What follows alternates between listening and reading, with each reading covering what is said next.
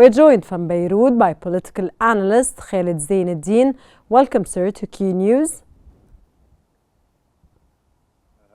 Sir, how do you assess the humanitarian impact of Israel's continued military occupation of southern Lebanese territories beyond the 60-day deadline? Good afternoon. Excuse me, I would like to correct the name Khaled Zein Eddine, not Khaled Zein Eddine. Khaled Zein Eddine. Sir, I'll repeat the question again because apparently you didn't hear the question well.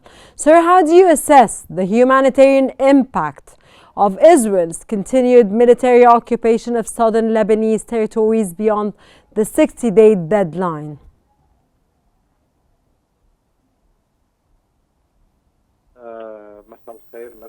Good evening to you, dear viewers. تصحيحا للاسم خالد زين الدين وليس عز الدين. فيما يتعلق فيما يحصل في Regarding what's happening in the southern Lebanese territory and the ceasefire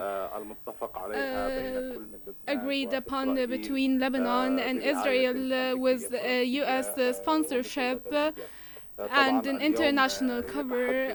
Now we see the Israeli side violating the ceasefire agreement, unable to dismantle the military capabilities of Hezbollah, and which is still posing a military threat on the southern Lebanese territory, which is a further threat to the populations in the north. We have seen today attacks and Lebanese martyrs and injured among civilians and military forces, martyrs of this nation.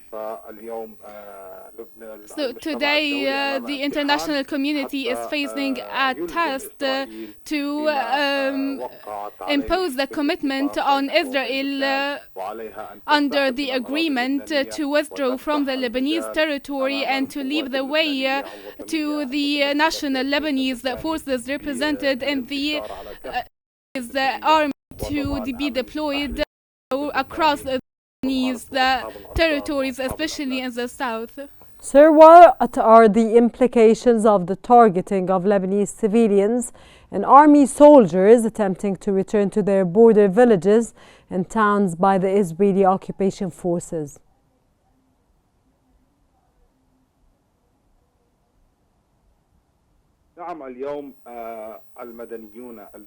Today we have seen civilian Lebanese placing confidence in the Lebanese army to ensure their protection against the occupier in the Lebanese territory, to secure the return with stability and security to their lands and properties. Today, the Lebanese, especially those who have lands in the south, are affected as they suffer more and more under the attacks they have been suffering since the start of this war. They had to leave everything behind in the south and evacuate to a safer refuge from the Israeli violent attacks on southern Lebanon. Those unarmed civilians face the failure of the international community to impose a commitment on Israel, as the Lebanese army is trying its best to protect these civilian populations, but Israel is taking all the international support and arms and weapons. The Lebanese army now is trying to face all of that with the unarmed civilian population and waiting for the Israeli army to allow them to go back to their lands. Now we face the economic and military problems affecting these civilian populations. Sir, how significant is the joint UN statement regarding unsafe conditions for returning displaced civilians?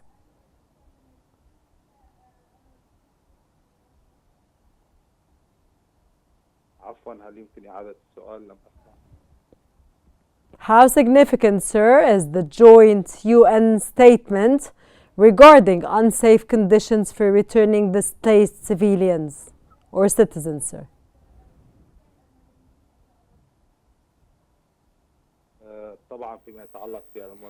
Regarding the joint statement by the UN, it is facing a test. The statement was very clear for self-restraint and the coordination role played by the UN between the Israeli forces and the Lebanese army to alleviate the tension and to reorganize the return of the population to their lands. The UN is playing an integral part in this regard, and it was very clear that it will not go easy on this agreement and will oblige all parties to commit to stability in the south. It's now facing another test to be just, to be the international umbrella for the world, to prevail stability for peoples and nations to obtain the rights facing occupation or invaders. Now the UN has to impose its will to use all kinds of pressure on Israel to allow the Lebanese population to go back to their lands and to force the Israeli army to withdraw, committing to all in UN resolutions as it's a Lebanese land, and the national and judiciary Lebanese institutions are the only authorities who have the power over their land. Sir, could the situation escalate into a broader conflict given the current tensions and, of course, the global outrage that's taking place today?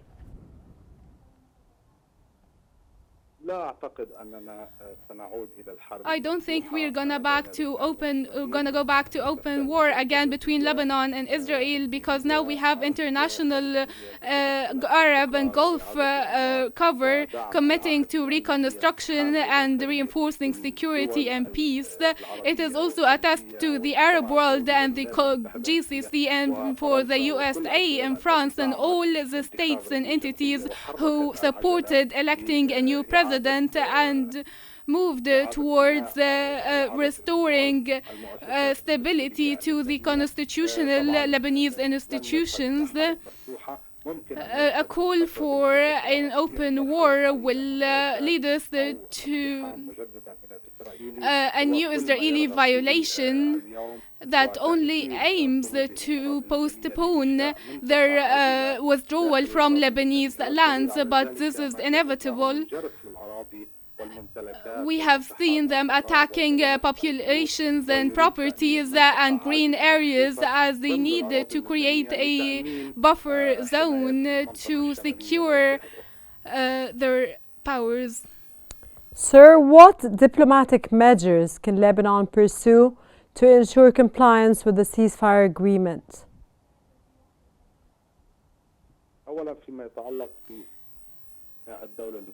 Regarding the Lebanese state and the diplomatic procedures, they shall form a Lebanese government, an effective one, as the president and the minister and the minister of foreign affairs shall move towards a series of international communications and Arab and Gulf meetings in order to reinforce this truce and turn it into a permanent agreement, ensuring the stability and security of Lebanon under the sponsorship of the United Nations Security Council and the regions of ensuring the common interests, turning this temporary fragile agreement into a permanent serious one to ensure the safety and security of the southern Lebanon lands, which will lead to ensuring the national Arab security طبعا فقط في من خلال Of التعاون. course, only through cooperation and addressing disagreements between partners and political coalitions, especially different factions in Lebanon, to assume their responsibility, their humanitarian and political responsibility to work out their disagreements. That was political analyst Khaled Zein Eddine. Thank you very much, sir, for joining us here on Qnews. Thank you very much for your insights and informative knowledge.